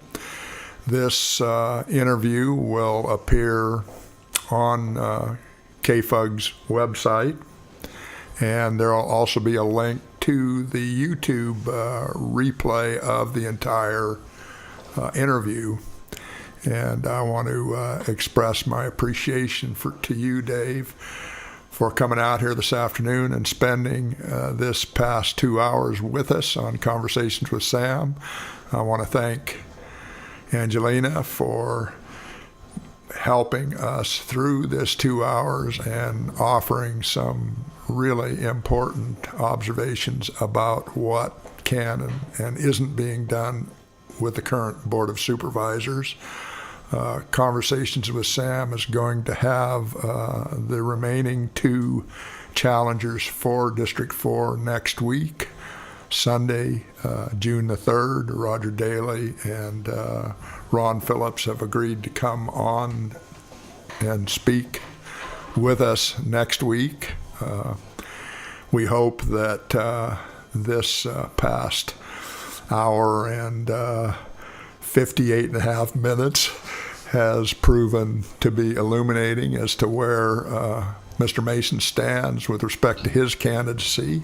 And we hope that, or at least it's his hope, that many of our listeners out in the community or those that listen in the follow-up broadcast will vote wisely and without question either cast their ballot on June the 5th or have sent in or will send in their write-in or their ballot. Well, got to make one closing statement here. Absolutely. If you like the way things are, then vote for the people that are there now, because they're not going to do anything different, and it's going to stay the same. And if you don't vote, you're essentially voting for the people that are there now. That's right. Every vote counts. If you don't vote, you're voting for no change. You want change? Vote for somebody different. Give someone else a chance. That's the beauty of democracy. You have an opportunity awaits June 5th. Seize the moment and make a difference. Your Get out. voice will be heard. Vote. Get out and vote. And thank you again, Dave. Thank you, Angelina. Thank you. And with that, it's Have a great wrap. Memorial Day weekend. Oh, yes. Beautiful Memorial Day weekend. We are back to regularly scheduled programming.